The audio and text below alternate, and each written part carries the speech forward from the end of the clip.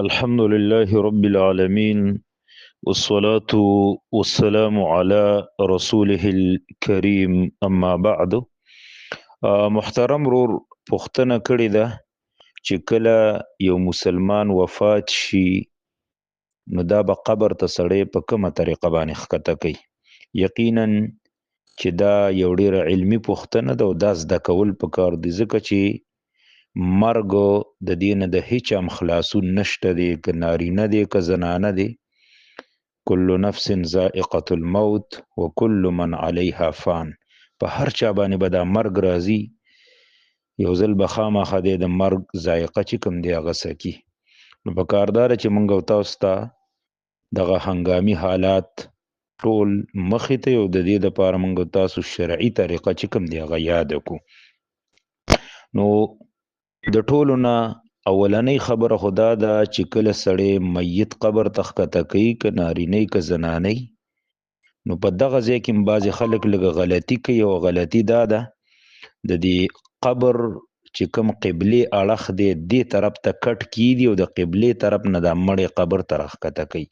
حالانکه سنت طریقه دا ده کوم کې چې صحیح احادیث راغلي دي چې د قبر چې کوم خپو اړخ دی، یو د قبر سری بل خپي، دا کوم چې خپو اړخ دی دغلته به د میت دا کټ چې کوم دی هغه کیدي او دا میت به ته په داسې طریقه باندې راواخلي چې دا سر به را مخکې کی د لحد طرف ته ورو ورو راځي او څه کسانو به در سره شانه نیولې په دې طریقه باندې به لحد ته راکوزي، د قبر د خپو د طرف نه به راکوزي.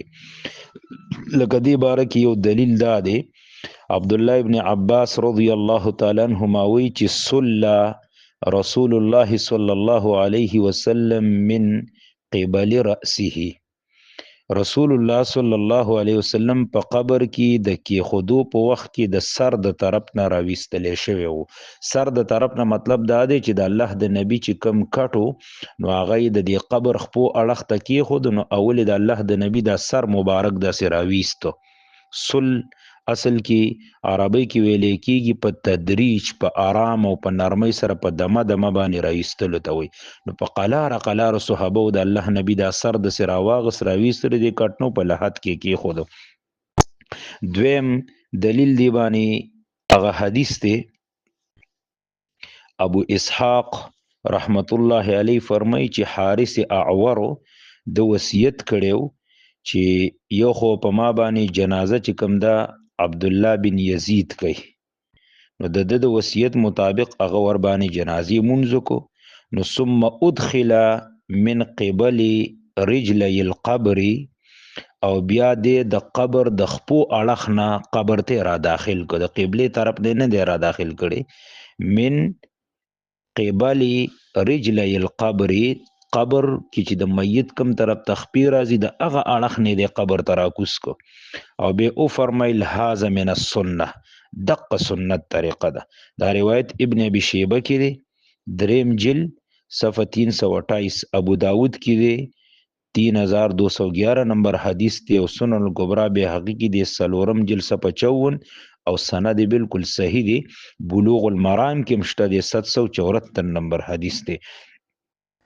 او بیا په دې باندې اهل علم پوهیږي کله چې صحابي ووایي من السنه نو دا بیا په حدیث مرفوع درجه کې. دقه رنګ بل روایت دا دی، عبد الله ابن عمر رضی الله تعالی عنہ یو مړی د خپو د طرف نه قبر ته را داخل کړو، دا هم ابن ابي شیبه کې دی دریم جلد صفحه 327 کې. او دقه رنګ د امام شابی د عمر بن عبدالعزیز رحمت الله علیه نه هم داسې نقل دی. امام شابی رحمت الله علیه موی هذا والله السنه، قسم په الله هم دا سنت عمل دی چې قبر ته مړی راکوزي نو د قبر د خپو د طرف نه به راکوزي. نو یو خو دې کې ډیر احتیاط پکار دی، عام طور په دې باندې خلک عمل نه کوي. دویم خبره دا ده کله چې د میت قبر ته راکوز کو نو دا خبره ټیک ده چې میت دا نه چې میت به سیده سملی او صرف مخ به وله قبلې ته تاوی، نه، ټول میت چې کوم دی د هغه به په دې ښي طرف باندې داسې واړی چې د ده ټول بدن هم قبلې ته او مخ هم قبلې ته. ځکه علماو په دې باندې صراحت کړی دی چې والسنة ان يجعل الميت في قبره على جنبه الايمن يعني كله وكذلك وجهه فيكون رأسه عن يمين القبلة ورجله عن يسارها. سنت دادا چې مړی به په قبر کې پخی اړخ باندې کې خودلې کیږي، یعنی ټول بدن به همداسي او د قرنګ مخ به هم قبلې ته کی، نو داغو سر به د قبلې طرف ته د مړي راشي او خپې به د قبلې چې کوم چپ طرف ته هغې ته به راشي. د قرنګ لکه دا خبره ابن حزم رحمت الله علیه په محلا کې ذکر کړي د دریم جلد صفحه 44 کې.